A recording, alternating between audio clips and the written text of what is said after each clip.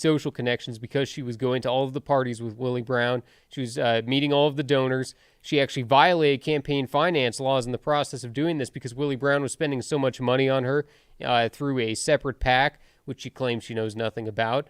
But they violate campaign finance laws by spending over $200,000, and I think they indebted themselves and they were misrepresenting themselves to voters. So there's all kinds of things that went on within her district attorney's office that progressives, conservatives, and anybody with a conscience is against. Got it. Let's go to comment section here, Tushy. What do we got? Well, I got the comments here. No, you read them off your screen. All right, off my screen here. He's in training. He's a regular in training. Okay, so somebody explain to me, I'm in training, why the comments are not coming down the screen here behind me. Oh, that must be that see? laptop on the ground here. Okay, well, see, so I'm in training. All right. Jake wants me to read comments. This is on you, Jake.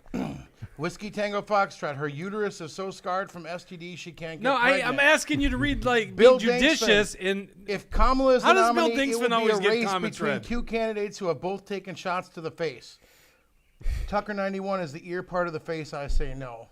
Try scrolling down, LOL. Yeah, see, This is not me. Oh, my God. Comments are working over there. You know, I've been asked, where's Bridget? That's what I've been asked. I was ignoring these comments, Jake. In fact, I certainly had some comments.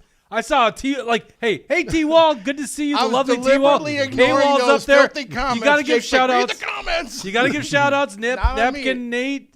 Napkin 8's up there. You got to read the say hi, Tucker.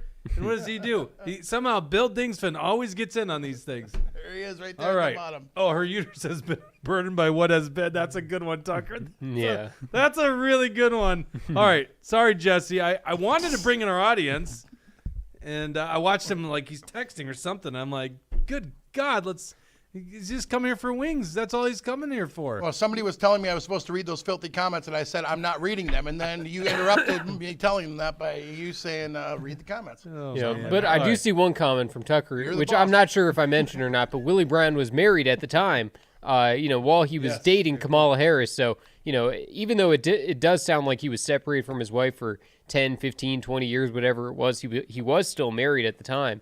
And so it is weird for him to be bringing around his girlfriend, 31 years younger than him, Kamala Harris, to all these things.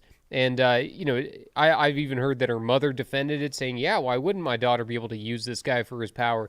And, it's clear that that's what it was always about for Kamala.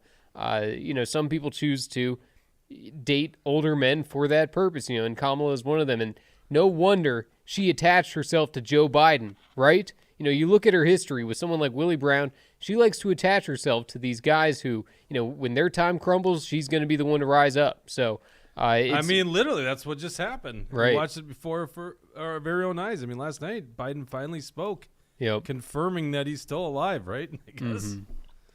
Yep. And so then, following her district attorney run, she was reelected to the same position in 2007. Then she was, in 2010, ran for Attorney General of California. So let's go ahead and pull up line 15, C1 there, Dawson, because Kamala Harris, even though she wants to call herself a progressive prosecutor, she refused to give DNA testing to exonerate Kevin Cooper, where, him and his attorneys have argued the entire time saying, please just give us the DNA testing. This is going to exonerate him. This is going to prove that it's not him. In fact, some of the victims' families of a murder case where he is accused here, they actually say when they saw his face, when they saw him being arrested, they said, that's not the guy. That's not the one who did it. So even in instances like this where you'd think that if Kamala Harris is a progressive prosecutor who wants to make sure that the, true criminals are locked up and that the innocent people are free, why would she be withholding the evidence for this case? She did this for years and years and years while she was the Attorney General. This article lists off a few other times. The first most obvious one is, of course, Kevin Cooper, because it's gotten the most attention. It's what Tulsi Gabbard brought up and attacked Kamala Harris on the debate stage in 2020. But there's several other examples that she was refusing to give over the evidence. And, after the fact, after Kamala Harris left the Attorney General's office, then she decided to say that the Kevin Cooper evidence deserved to be out there and that they deserve to hold a new DNA test. And then, so she says all of that kind of stuff when she doesn't have the power to do anything about it. But when she did have the power, she withheld the evidence and she played cover up on everything. Let's go ahead and go to the next line. See, this is the thing. I feel like this one just gets whitewashed here. Okay, so let's go back to this. So the article's entitled "Washington" by the Washington Examiner. 5 times prosecutor Kamala Harris got the wrong guy. This is from September of 2019. You guys all know. Did we play this? We didn't play this on our show, but I think a lot of people have seen this. Tulsi Gabbard just owned Kamala Harris. She basically ended her career for president in 2020. Didn't last long on the debate stage. So this says Kamala has been facing criticism from fellow Democrats over a criminal justice record during her time as a top California prosecutor. During the last month's Democratic debate, for example, Tulsi Gabbard slammed Harris for blocking DNA testing that could have exonerated death row inmate Kevin Cooper while she was district attorney of San Francisco. By the way, she's against the death penalty, right? Like Kamala has been on record being against the death penalty for a while. So Cooper was convicted of murdering Douglas and Peggy Ryan, their 10-year-old daughter Jessica, and 11-year-old Christopher Hughes, a family friend of the Ryans, during a home invasion in the Chino Hills area in 1983. For the past 15 years, his attorneys have been fighting for advanced testing of DNA evidence, which they claim could exonerate their client, a move that was opposed by Harris while she was Attorney General of California. Last year, after the case was publicized by the New York Times' Nick Kristof, Harris backtracked and told the paper that she felt awful about this and now supports the testing, but not explain what prompted her change of heart. The Cooper saga is not the only case where Harris has pitted herself against a culprit who claims to have been wrongfully convicted. So here's my question. Is this guy out?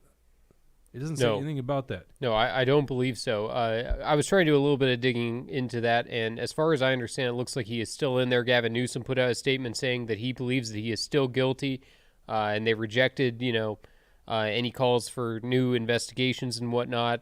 His legal team argues that any investigations that were done were not thorough and did not include the proper evidence and did not consider all of the relevant facts. So he is still fighting and trying to get himself out of there, from my understanding. It says Cooper, who has been on California's death row for 35 years, is asking California. This is from deathpenalty.org. Yep. Asking Governor Newsom to reject the findings of an investigation in his case by law firm Morrison Forster that was released in January. Cooper, through his law firm, included his request in a detailed rebuttal to the Morrison Forster report. We should have read through these beforehand. Yeah, no, but see, this is the thing, is I briefly was trying to look this up yesterday, and there wasn't a lot on it, but it seems like a pretty big thing. I guess when I heard Gabby say it, she made it sound like this guy was exonerated. Mm-hmm. Right. Well, it's still disputed. So, that's the thing. Some people are saying that it's clear cut. Some people are saying they still believe he did it. So, maybe there's some gray area. So it's a big gray area, and that's why right. That's why I'm bringing it up, because we're gonna slam Kamal as much as possible on here. And I was just wondering, why isn't this getting more attention? If this guy got exonerated and she was withholding this, she's an evil person. Mm-hmm. Now, when we get to the marijuana stuff, I will still agree with what I just said there, but in this case, I think it's a gray area. He might still be guilty. So, and it sounds like he's still on death row. Of course, he hasn't been put to death yet, so he's still alive. All right, go ahead. Sorry. Yep, and so then also as Attorney General, let's go ahead and pull up C2, line 16 there, Dawson, from the New York Times. This article, it covers a whole lot, but one of the interesting things from it is that it states how Kamala Harris was opposed to mandating police body cameras for California law enforcement.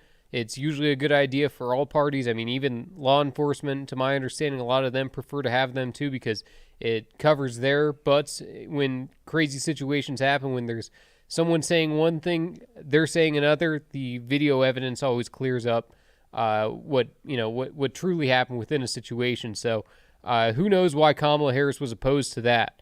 And then also, let's go to the next line, C3 from the Daily Beast, which put out an article that shows that Kamala Harris was using prisoners, trying to keep them beyond their sentences for cheap labor. So that's right. Kamala Harris's AG office tries to keep inmates locked up for cheap labor. And this is, by the way, the Daily Beast. So we're talking about a hard left reg. Right, exactly. That's the thing. I was finding several different liberal media outlets and organizations that were willing to go after Kamala Harris. What that shows me is that when the liberals are going after her, that means that she isn't being true to her convictions, or that she's just being a total fraud. And, the fact that she would, use people beyond their sentences, I think that this was in relation in a lot to 2014. There was a proclamation, I think it was either by the governor or by referendum or something, but it basically was allowing certain offenders of nonviolent crimes to be released if they had filled up to half of their sentence. So Kamala Harris was trying to block that for certain people, and obviously they were getting all kinds of benefits from, the state was getting all kinds of benefits by having these overcrowded prisons. So it should come as no surprise that Kamala Harris was willing to use and abuse the citizens for whatever purposes that the government sees fit. But let's go to C4, line 18 there, Dawson, because while there's, a whole lot of negative that I saw out of her administration as Attorney General, hold on a second. That's not the right one there, Dawson. I think I might have put I put the wrong article in there. Maybe, Dawson, just try to Google this because it was really interesting. Kamala Harris was opposed to allowing a man become a woman so that he you could gotta be get... Googling all this stuff. So Come on, just Google the whole sentence. Kamala Harris, transgender inmate, Attorney General. Because Kamala Harris, she was actually doing the right thing and saying, no, we can't let this guy become a woman and then try to go into the women's prisons. This was, I think, in like 2010 or 2011 or 2012. And let's see. Oh, yeah, there we go. Advocate.com. I'm sure that'll show it. The very first one. Kamala Harris on denying gender-affirming surgery to trans inmates. So it's not all bad with Kamala, I guess. There's maybe 1 or 2% of things that would be, okay, at least she's not completely insane. But, I mean, she's definitely...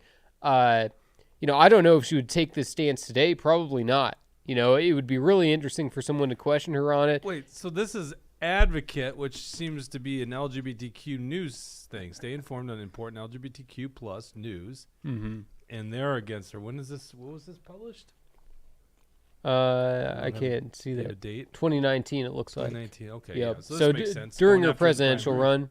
Yep. So, and I had seen an article. The one that I read was from 2010, which was at the time of the incident and everything. And when I read from Kamala, I thought, well, actually, I kind of agree with that. So I just wanted to put that out there to show that that her Attorney General run wasn't 100% bad. There was 1 or 2 things even when she was district attorney, I kind of agreed with what she was doing to criminalize parents for their children being truant from schools. Because if you got these kids that are running around, joining gangs, committing crime, and then their parents are completely off the hook for it, if you can't hold the kid accountable, you can't hold the parent accountable, nothing's ever going to be fixed. So I can't believe you're arguing for that. Even Trump's team is arguing that was like a bad thing that she did. But yeah, I disagree. Because that's the thing. If we were talking about rural America, truancy laws, it'd be a different thing. Okay, they're working on a farm. I get why they're not in school, but if they're out committing crime, it's a whole different thing. So I think Kamala Harris was actually trying to do something interesting there. I'm not sure. We'd have to get into the specifics of it to know if it was any good.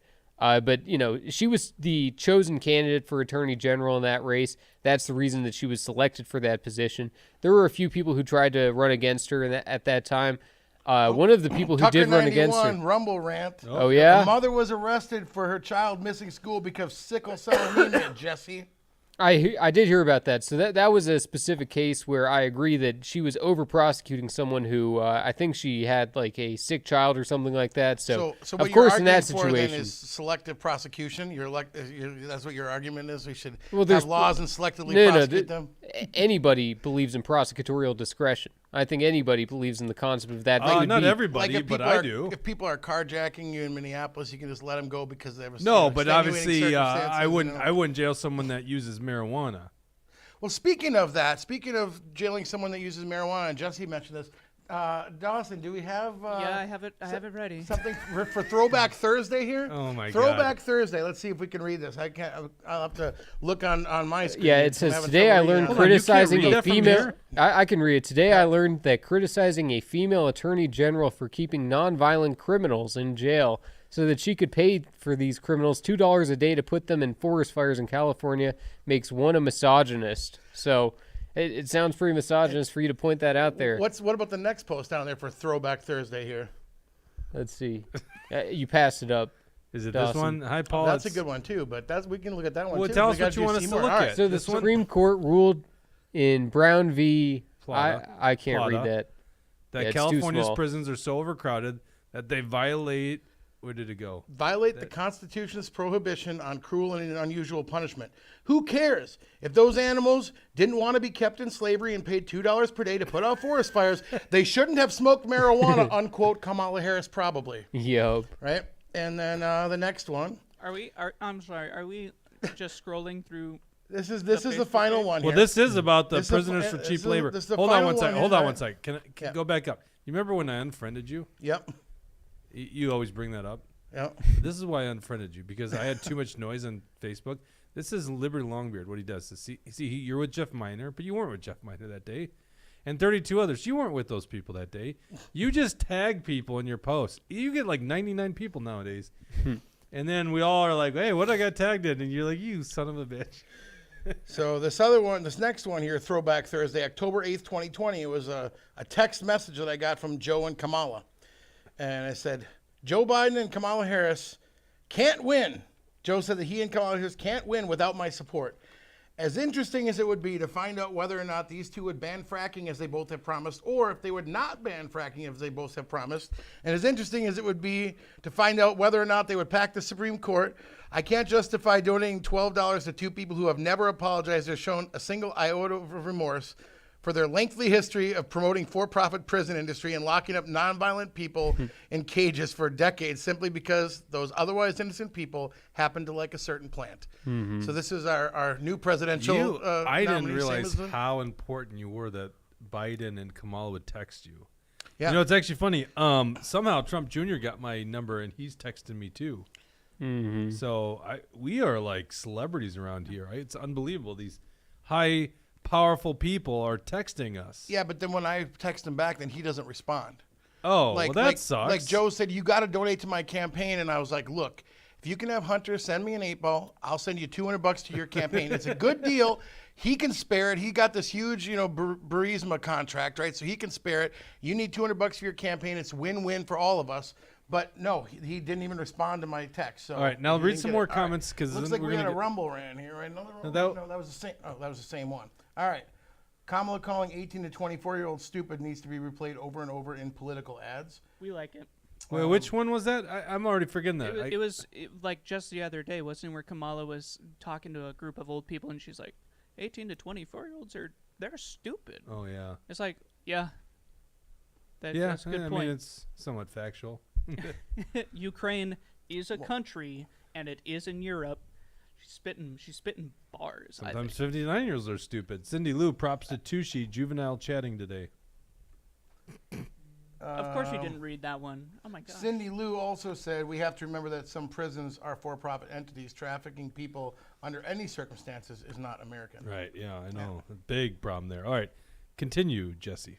Yeah, well, following Attorney General, she decided to run for the U.S. Senate. That's kind of how she was getting a lot of her name recognition. How she was bursting onto the national scene, getting support from Obama and all kinds of people. But a lot of people wonder, how can someone so incompetent, so bad at debating, so, ridiculous, how could she get into a position like this for the U.S. Senate? So let's go ahead and pull up D1, because I want people to know that, as impossible as it sounds, there was someone who was cringier running against Kamala. How did we get on the subject of Joe Frazier here? I thought we were talking about Kamala Harris. Right.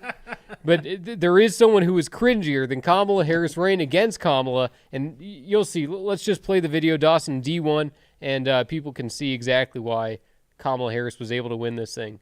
And a half, Ms. Harris. Just give it back. I think these guys missed it.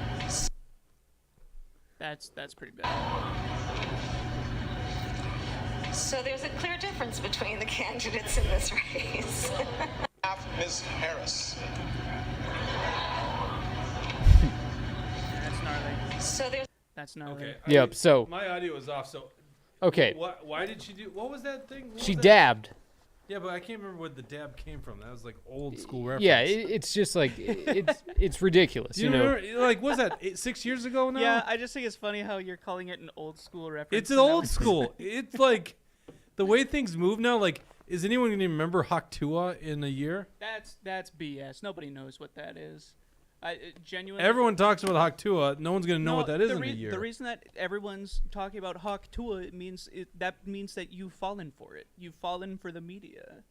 Oh, of course. We all have. But remind me again, what was the dab? I don't remember. It was just a dance move, you know. So she was was like football though. Is it NFL? Like, do you guys remember? Yeah, no, I mean Cam Newton, I think used to do it. Yeah, Cam. That's it. Cam Newton. Yeah, you it's got like it. This right here. That's right.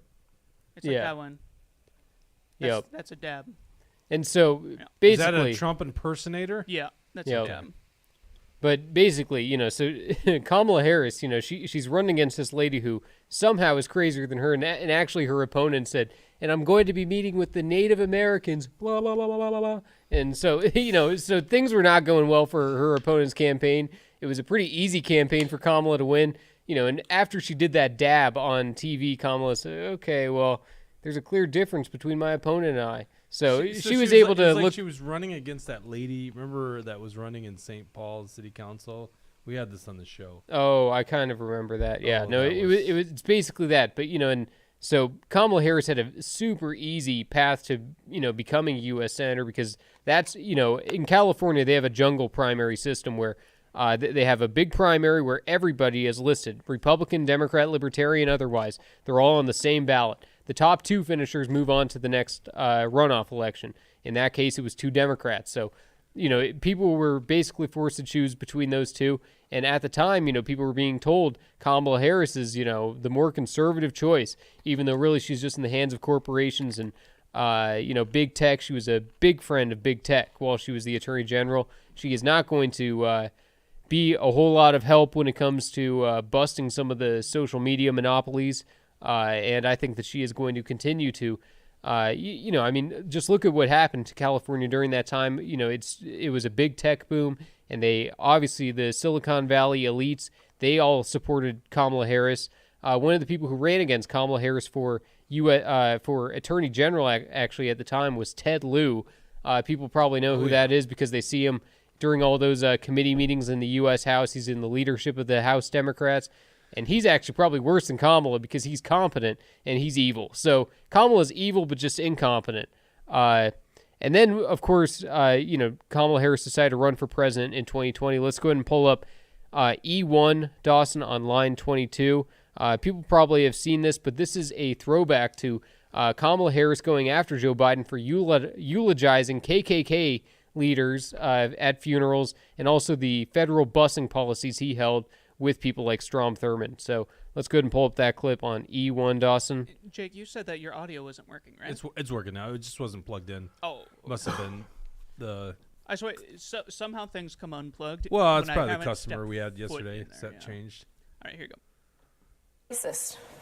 And I agree with you when you commit yourself to the importance of finding common ground. But I also believe, and it is personal, and I was actually it was hurtful to hear you talk about the reputations of two United States senators who built their reputations and career on the segregation of race in this country. And it was not only that, but you also worked with them to oppose busing. Look, everything I've done in my career, I ran because of civil rights. I continue to think we have to make fundamental changes in civil rights. And those civil rights, by the way, include not just only African Americans, but the LGBT community. But Vice President Biden, do you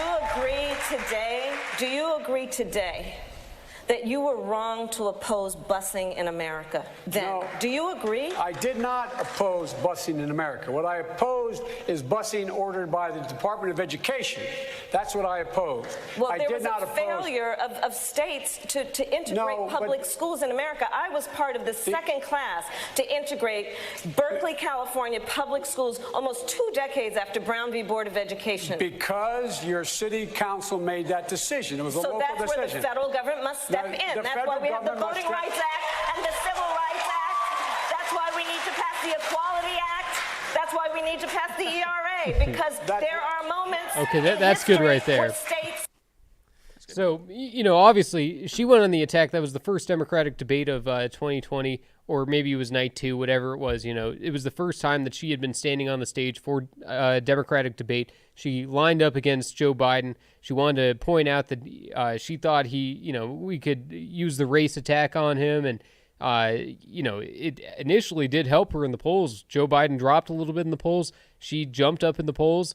And then the second debate came, and then that's where Tulsi Gabbard was on the stage with her, and that's kind of what stopped Kamala's momentum. But imagine Tulsi was not on that stage and she continued up with these attacks, because all those other Democrats are afraid to stand up to her. Nobody's going to attack Kamala Harris on race. Nobody's going to be able to say, how dare you go after Joe Biden for this purpose? It was only because Tulsi Gabbard was able to drop the hammer and say, you're actually the fraud when it comes to prosecuting things. But and part of her critique of Joe Biden is true too. I mean, he was the one who passed the Biden crime bill, which apparently Hunter Biden is exempt from, because everybody else, you have this much crack, you're going to jail for life. But if you're Hunter Biden, look the other way and get a Ukrainian energy job. This is a personal family issue. We have a child that's struggling with crack.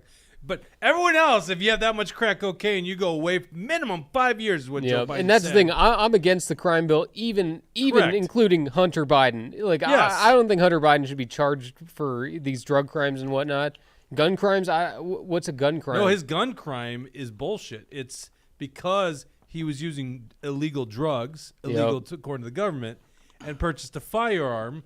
Not that he was using them in conjunction, just that he was a user at the time. He lied on a federal firearms background check. I know there's some federal form. a lot of conservatives that watch the show, constitutional conservatives, right? Yep. But I have these discussions with people, back in, say, 1919, the federal government decided they wanted to prohibit alcohol, so they prohibited alcohol in 1919. We know how that happened. It was 1918, wasn't it? It was right in there. Yeah. It was the 18th Amendment. Was the 18th right? Amendment. It was the 18th Amendment. Repealed on the 21st. I believe it was 1919. Yeah, exactly. But women definitely got it was women's suffrage in 1919. Yep, that was They passed 2 amendments the same year. Well, that was the 19th Amendment was women's suffrage. The 18th is prohibiting alcohol. No, I know that. Yep.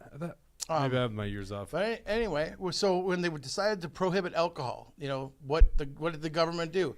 They amended the Constitution. They saw that, there's nothing in the Constitution that could say that we can tell people what they can drink or eat or smoke or anything like that, or what size their soda can be, or what kind of plants they can have. I guess we have to amend the Constitution if we want to make alcohol illegal, right?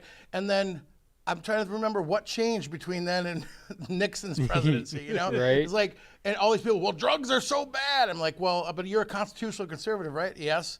Well, then the federal war on drugs needs to end because it's unconstitutional. Well, they're bad. I'm like, so are donuts, Right. Like, I mean, there's no constitutional authority to ban drugs. And as much as the war on drugs is as big of a failure as, the prohibition of alcohol, otherwise, which led to organized crime. And, then it's interesting. I mean, back in 1919 and by the way, I just prohibition of fact checked it. We were both correct. Because remember, these passed by Congress, so it passed Congress. Passed in 18, the 18th, took effect in 19. Yeah, it passed actually the end of 1917 and went in effect. And then women's suffrage passed in 2019 and went into effect by ratification. I think that 1920. one of the craziest things from this video that you put out, Jesse, it is kind of absurd how much life Biden had in him back then. And that was what, 5 years ago? And then, I guess it's always look at this person after they're president versus before, and it's like, that's crazy. But that's a really interesting point, and I'm trying to remember. We noticed him slipping in the race, and COVID, kind of gave a nice cover for it because he didn't have to perform and give big speeches. Hiding in his basement. Yeah, but I thought I remembered him slipping a little bit in he definitely too. Oh yeah, he definitely did. I mean, go to Joe 30330. Yeah, he had that moment during the debate where everybody said, "What is he talking about?" So he definitely had a few of those moments during the Democratic debates. It wasn't as bad as what we saw, obviously, in the CNN debate, but he had a few of those moments. And really what saved him was the final debate that he had where It was just a one-on-one debate between him and Bernie, and he performed well enough to where Bernie kind of had to step aside at that point because the delegates were starting to go to Joe Biden because Buttigieg and Klobuchar had dropped out and gotten behind him, and Elizabeth Warren had dropped out, and she wasn't going to get behind Bernie because she's a backstabber and a liar. She was the one. Remember when Elizabeth Warren said that Bernie said a woman can't win? She was trying to make it out like Bernie was a sexist. So Biden's the racist, Bernie's the sexist, and now we should let Kamala take over as leader. And I also want to throw up E2 because Jill Biden, which is obviously Joe Biden's wife, never liked Kamala. And she was opposed to the nomination of her. Jim Clyburn was the one who forced Kamala Harris onto Joe Biden. Joe Biden was already promising these people. He was already. You can't say forced Kamala onto him. Well, that's what happened. Yeah, I know, but I'm saying, you know what I mean? He's got a history of being forced on. But guys. yeah, so this article basically just shows some of the accusations that are out there that Joe Biden is never publicly making these claims, obviously, but behind the scenes, everybody seems to know that she never really liked Kamala, and that Kamala was not her first choice. That she said "F you" because how dare you come after my husband in the debate like that. But Joe Biden made the promise to Clyburn, to others, that, okay, I am going to make a pledge that I will nominate a black woman to the Supreme Court. He obviously lived up to that pledge. But when it came time to choosing a vice president, they started pushing him again and said, we also want a black woman for VP. And, he was kind of in a position where he thought, I don't know about that. Then George Floyd happened. So then he felt kind of forced to do it because I think, maybe he would have done Klobuchar had he had the opportunity. But he felt like he had to do a black woman because of George Floyd. What's that look for, Tucci? He would have done Klobuchar, but then he said he had to do a black you're woman. very. I can't tell if you're I was purposely doing this. Yeah, exactly. Are you forcing this on us? I'm not doing it on purpose, but no, we know you. But yeah. So anyway, Joe Biden never liked Kamala, and she's being, the fact that she was put in this position. Joe was telling him all along the way, do not pick Kamala. But then we now move to her as vice president. Obviously, the most important thing going on with our country, the reason that Trump was elected in 2016, the reason that he's going to be elected in 2024, and the reason the Democrats have gotten so radical, and probably the most important issue of the election is the border. Okay, before we get to that, this is 2 times in a row. I have missed my break point to bring in our next sponsorship, and this is what helps pay for the show. Like, I'm not a professional here. Give you a second to grab some water there, Jesse. We couldn't be doing this without Warren Wester. Cal Williams. At least get his name right. I'm just murdering it. Warren Wessel of Keller Williams Realty. There you go. Sometimes I just spit things out too quickly. Warren Wessel, give my good friend Warren a call. 612-419-7453. If you're buying or selling a home, here's a guy who's great at real estate. Okay, I know this personally. He's my personal realtor, right? Also, thinks like you and me, sings in my church choir. What else could you ask for in a realtor? Give Warren a call, 612-419-7453. Now, if you're buying a home, go to just give the good guys at John Galt Mortgage Company a chance at financing your home. JohnGaltMortgage.com.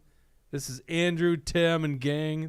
We've had Andrew and Tim on the show. Andrew's actually going to be coming to the super secret event tonight, talking a little bit about John Galt Mortgage, which I'm excited about. So JohnGaltMortgage.com. All right, continue on. Let's talk about the border. I've been told this was fake news. She was never the border czar. Right. So, yeah, let's go ahead and pull up the clip on F1 line 25 there, Dawson, because people can see the moment where Joe Biden publicly informed everybody that Kamala Harris was going to be in charge of the border after all. So let's go ahead and pull up that clip and react to it on the flip. Are we playing all 4 minutes of it? No, we'll just cut it when we want to. I've asked her, the VP, today, because she's the most qualified person to do it, to lead our efforts with Mexico and the Northern Triangle and the countries that help. We're going to need help in stemming the movement of so many folks stemming the migration to our southern border.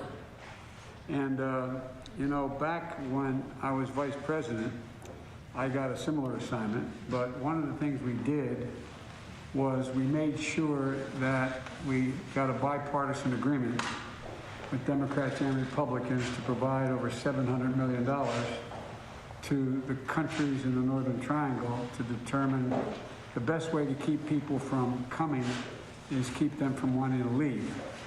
And the reason why so many people were leaving, we learned, was that not only gang violence and trafficking and cartels, but natural disasters, hurricanes, floods. You know, and I didn't watch this clip before you earthquakes. put it on here, Jesse. But Yep. you know what's interesting is, so they're putting $700 million to try to stop the flow of migrants coming across the U.S.-Mexican border. Mm-hmm. What is that, like a fraction of what we've put into Ukraine? Right. Like, isn't Ukraine close to $200 billion? It's between $100 and $200 billion. Mm-hmm. And so we're talking about not even 1%.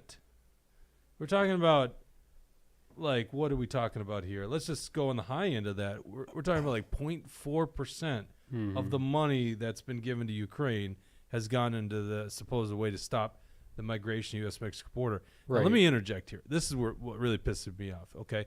He appointed her.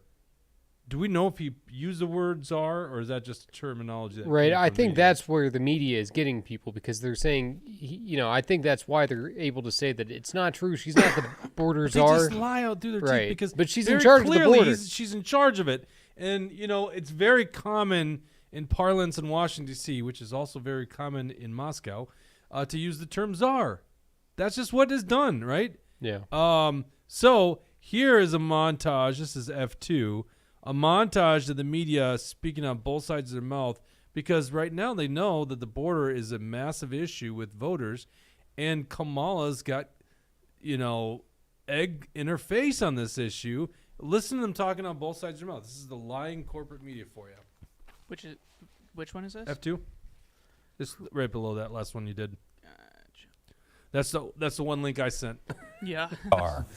Vice President Harris was not a border czar. Meantime, Vice President and border czar Why do I Kamala not have Harris audio? Is facing that some on me? backlash. What he said about Harris and immigration was not true. She was never appointed border czar. And this will be her first visit to the U.S.-Mexico border region since she was appointed as the border czar by President Biden. People gonna have to counter the misinformation. You already hear folks talking about the border czar. She wasn't the border czar. President Biden tapped Kamala Harris, Vice President Kamala Harris, to be the border czar. Now, she wasn't the border czar. That's what Republicans labeled her. They were very critical of Kamala Harris, especially in her role as border czar. Now what she's up against is folks lying about her border record, calling her a border czar. Kamala Harris, who was appointed as the border czar. The Biden team didn't declare her the border czar. They wanted her to work on kind of the root causes of immigration. There has been so much criticism against Kamala Harris. She was the border czar. Calling her sort of the border czar, which wasn't necessarily the case. So the border, if they weren't planning to address it in a major way, do not make her your border czar.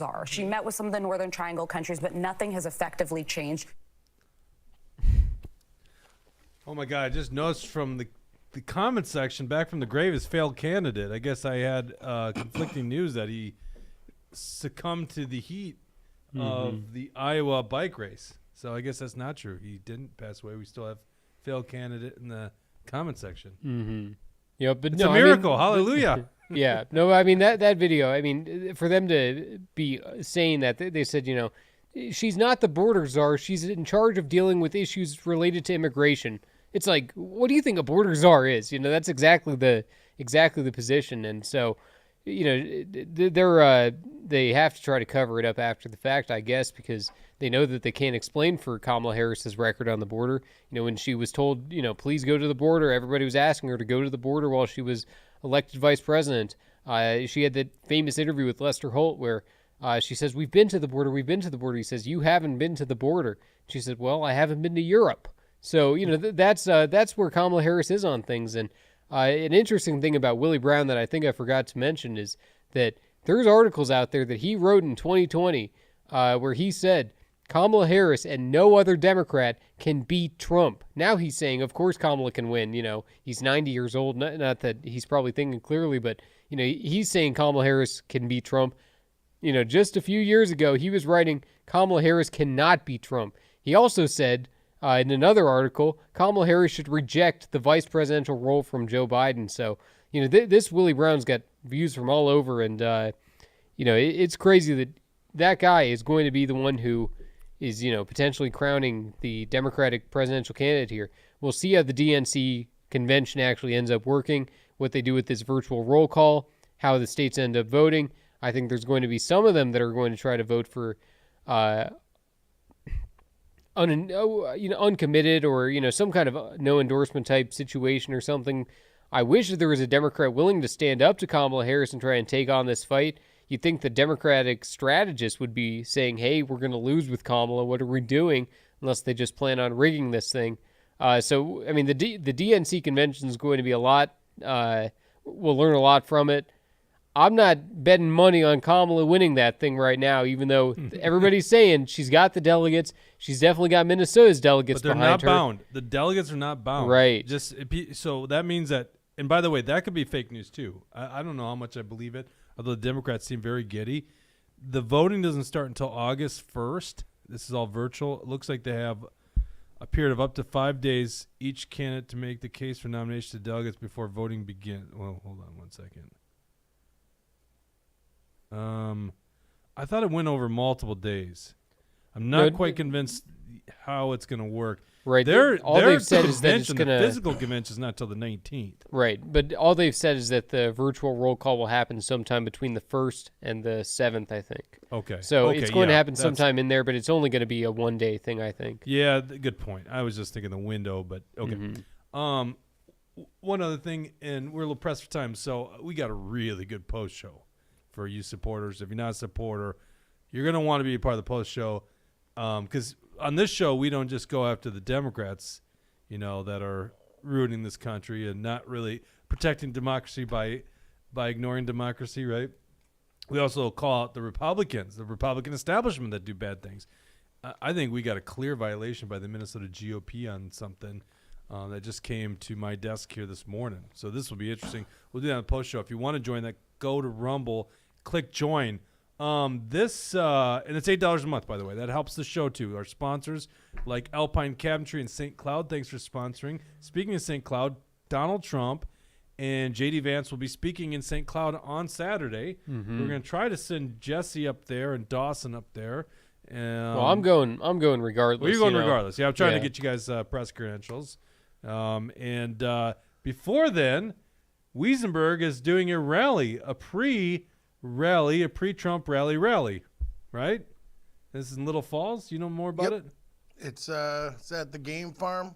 Oh, there you go. They're having a dunk tank where, I don't know, somebody's going to wear a Biden mask and you can throw balls and dunk them in a dunk tank. And I don't know. Well, if you're throwing balls at somebody, you should be throwing them at Kamala.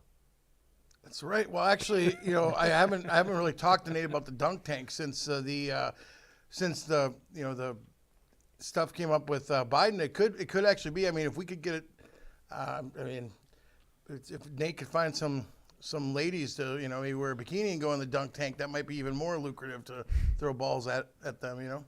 I would honestly be more interested in just dunking Nate in the dunk tank. Maybe he could wear a bikini and go in the dunk tank.